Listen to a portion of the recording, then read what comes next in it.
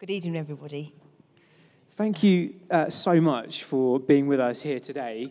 Now, your story goes back to 2013. We'll come back to this year's success a little bit later in the conversation. Got some bad news in Moscow in 2013, and you were told about a serious knee injury and the fact that you may not run again. Can you tell us about the day you received that news in Moscow? I can take you back a bit further, actually. Okay. So in 2013, I would say I was in the best shape. 2013, we had the indoor season. I went to Gothenburg. I'm a 400-metre hurdler, but there's no 400-metre hurdles indoors. So I had to take on the 400 metres. Not my first event. However, I went to the indoor championships and managed to win the individual 400 metres and also win a gold medal in the 4x4 relay. So it was all good and well, happy, good start to the season. The next thing for me was the outdoor season World Championships in Moscow. I'd been to a few World Championships before, and it'd always been the thing of, it's just experience. You know, it's just experience. This mindset that I had at the time was like, you know, we're going to try and go for a medal. So I won my heat, I won my semi-finals, it came to the finals. Something didn't feel right when I went over the first hurdle, but I kept running because I thought, I'm in good shape. But my leg literally felt like it was just wobbling, but I kept going. I actually managed to finish 7th place, so whoever finished last, you should actually feel quite embarrassed because I was actually running on one leg. You know, I was shocked by my performance. Everybody was shocked. Nobody knew what I'd done. I don't know what I'd done to myself. I was put in a wheelchair. Still had to go and do doping control, even though I finished 7th. That was annoying. And actually got flown back home that night, actually. Got flown back home. A lot of people was saying, sorry, Perri. And I'm like, what are you apologising for? I'm fine. I thought I was fine. You know, my knee had swollen up. I had a few athletes were just there trying to pack my bag. That was my friend Asha Phillip, Nigel Levine. They were there helping me pack for me to go home. Went home with my coach. Flew back home and went and saw the surgeon. I had a scan, and the surgeon said, you're going to need surgery. I started crying. Because when I see athletes say the word surgery, it's like, that's not a good sign.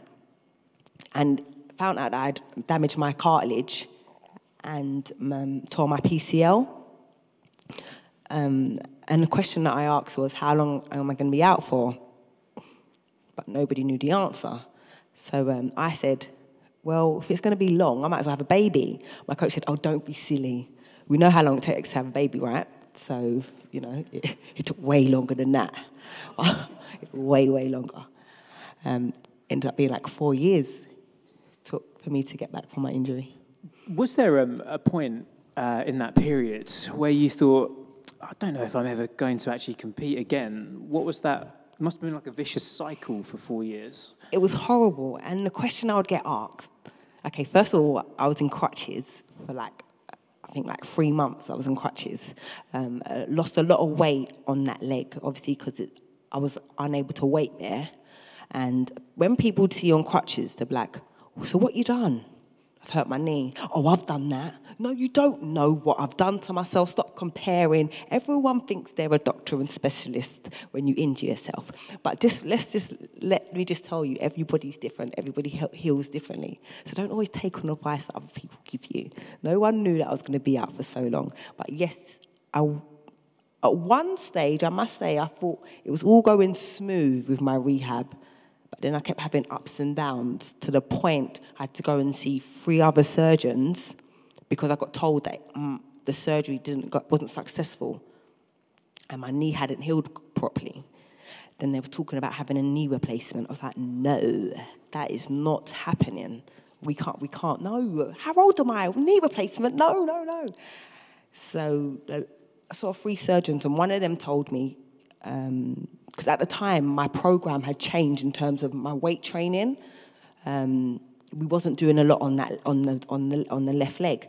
So the last surgeon said to me, you know what, you're gonna have to get that leg as strong as you can get that leg than it's ever been. I said, I like the sound of that. So what is keeping my leg together is making sure that my quad, my hamstrings and calves are really strong. Mm-hmm. When you injure yourself, it's not necessarily the site of where the issue is. It's the things around it that have to be really strong. So that's what we did. Can we just take you forward to 2016, Olympic year? Mm-hmm. And you also had a quad injury. Mm-hmm. Was it relating to the knee in question, or was it the other quad? So I injured myself again, the other leg. So it was like, we actually had to rush things because obviously I'm trying to make the Olympic team, made the trials.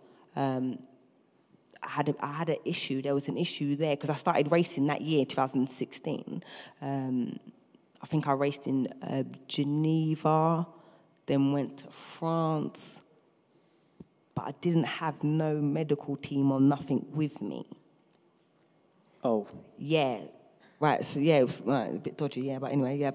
And I went to the trials, there was something wrong with me, but it's like, I'm going for it. Because also, I wasn't guaranteed that there was going to be a place for me to make the team. When you're told, oh, you might be selected, no, sorry, I'm not leaving the hands and decision to somebody. I'm going to have to perform. So, we had a full start. I felt good, but then obviously the second time round, getting back into blocks to go off, ended up hurting myself. Mm-hmm. So I hurt my rec fem. Yeah, so I had to have surgery again. So that was really annoying to hear. Oh, surgery, I mean, I've just got over this knee. Mm-hmm. Now the other leg's bothering me. But obviously, the right leg had to work way more because the left leg was not what it should have been. So after this series of injuries, you lost your funding. Mm-hmm. So how on earth do you afford to actually compete full time? And how do you, gather the resources to do it without the funding? How? It must be almost impossible, but you've done it, so. You start reaching out to people. One person in particular. Okay, so my coach, he's always stuck by me, yeah. My coach has stuck by me through everything. My coach is there to be my coach, to coach me to performance. But even through my rehab, he would travel up to Loughborough. Whether it be him just watching what I was doing, he was there for me. So props to my coach for, he knows this knee in and out. Knows it better than you, yeah. No, no one knows the knee like me, I think.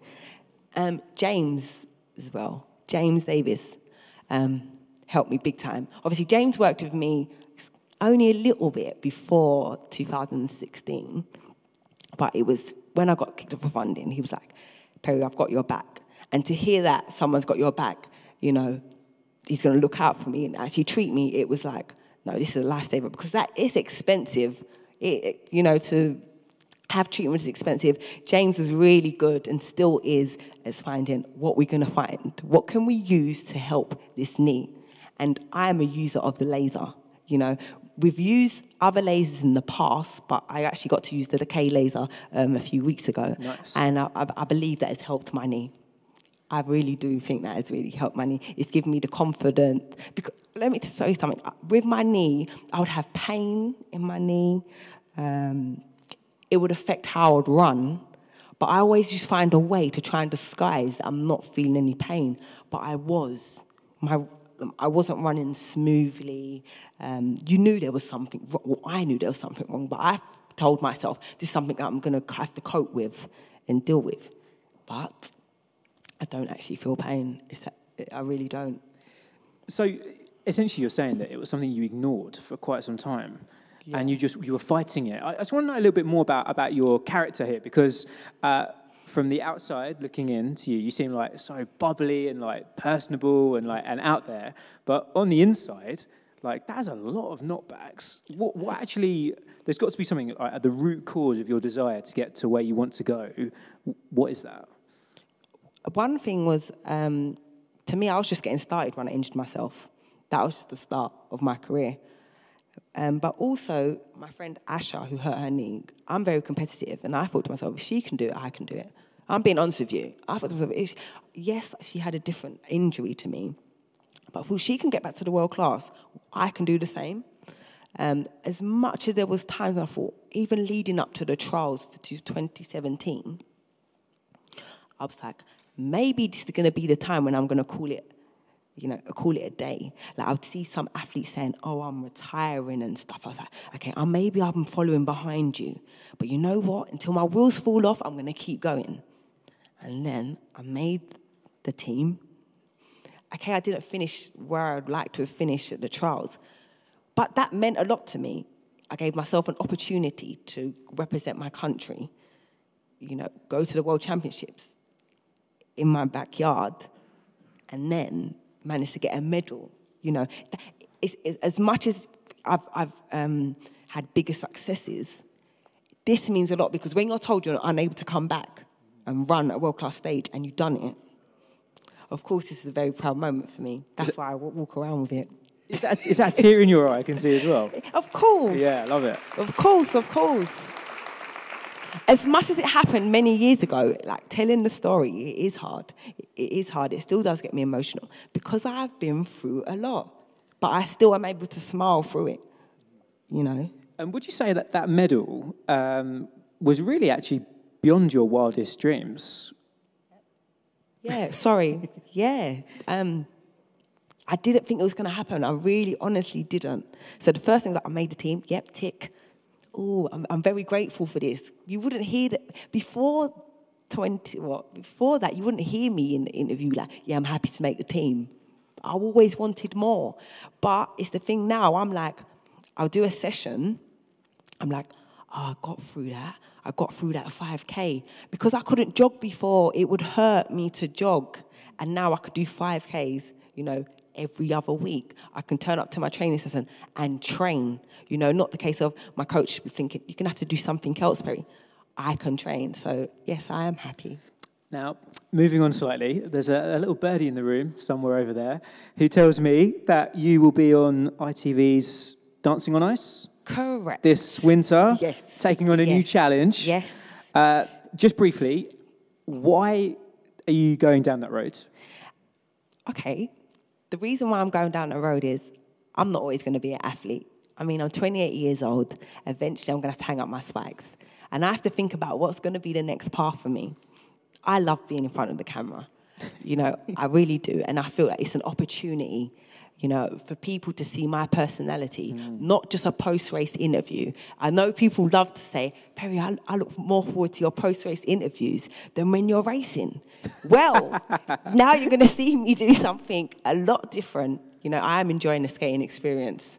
I am still training as well as doing the skating. And it's a thing of, to show people it can be done. When an opportunity comes, grab it with two hands. So people, I'm going to say on this note, can you vote for me, please? You just took the words out of my mouth. You were like, when the opportunity comes, I was going to say, huge opportunity, get yourself some votes in. Can we take some quick questions? We are quite tight for time. We have got a cut-off. We've got another speaker, of course. But does anybody have anything they would like to air on the floor here? Anybody? Oh, hang on. Do you want me to bring your microphone? Any more? It's a big one.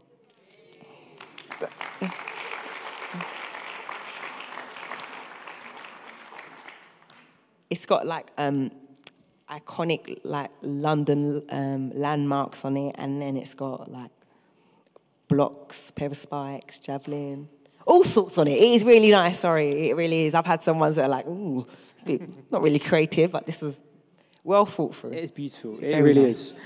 If there's no more questions from the floor here, just going to wrap this up by asking you. Obviously, you seem quite driven to achieve your goals one by one, knocking them off as they come. Just tell us what are your goals for the next year, apart from obviously winning this TV show. You know what? I want to be back to where I was or even better before I injured myself. We have Commonwealth Games. I've been selected for that. So that's exciting. I've never been to that across the side of the world. We have European Championships. It's just, for me, really, is to be back to where I was before or better. Do you know what? I don't think there's any single element or drop of doubt that you'll be there. So thank you so much for sharing your story. Honestly, thank you. It's great to see you. Great to see you looking so well. And we wish you all the best this winter.